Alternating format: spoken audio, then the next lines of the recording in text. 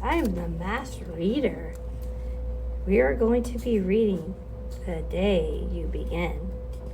This is a little blurb about the story. There will be times when you walk into a room and no one there is quite like you. There are lots of reasons to feel different. Maybe it's how you look or talk or where you're from. Maybe it's where you eat or something just as random. Whatever it is, it's not easy to take those first steps into a place where nobody knows you, but somehow you do it. Jacqueline Woodson's lyrical text and Rafael Lopez's dazzling art celebrate the bravery it takes to go forth, even when you feel like an outsider. And they remind us that sometimes when we reach out and begin to share our stories, others will be happy to meet us halfway. Enjoy the story. This is the book called The Day You Begin.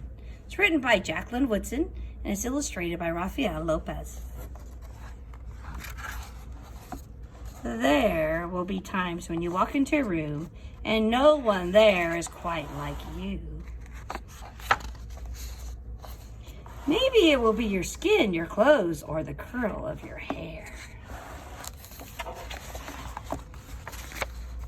There will be times when no one understands the way words curl from your mouth, the beautiful language of the country you left behind.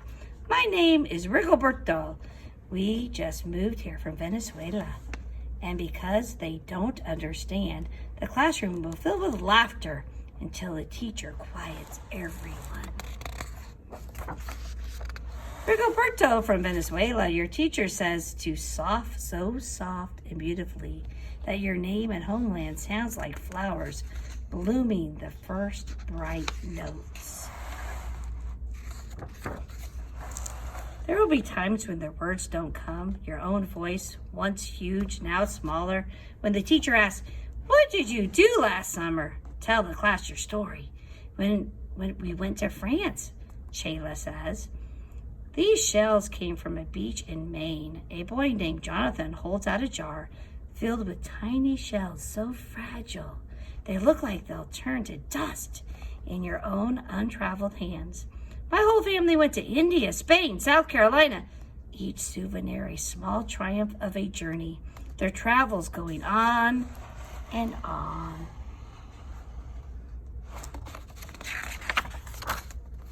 And as you stand in front of that room, you can only remember how the heat waved as it lifted off the curb, and your days spent at home, caring for your little sister who made you laugh out loud and hugged you hard at nap time. You can only remember the books you kept on reading long after she had fallen to asleep. And in that room, where no one else is quite like you, you'll look down at your own empty hands and wonder, what good is this when other students were flying and sailing and going somewhere?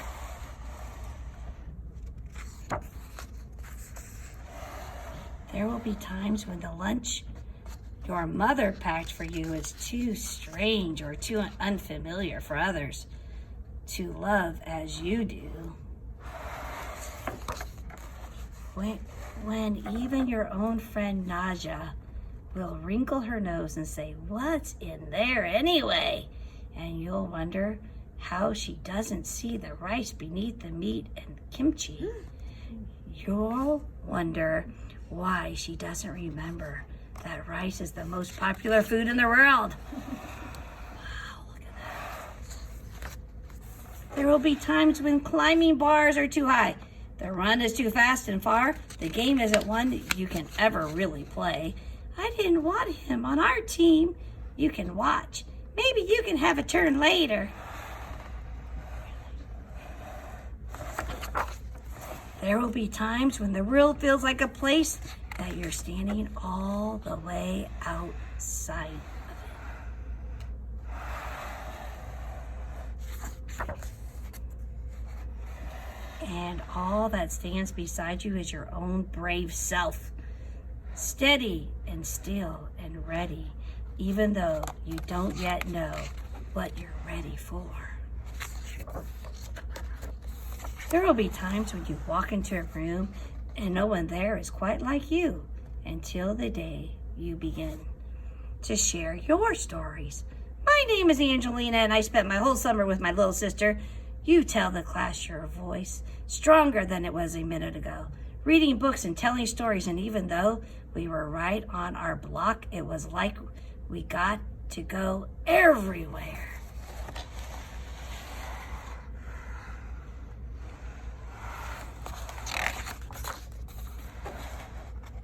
Your name is like my sister's, Rigoberto says. Her name is Angelina too.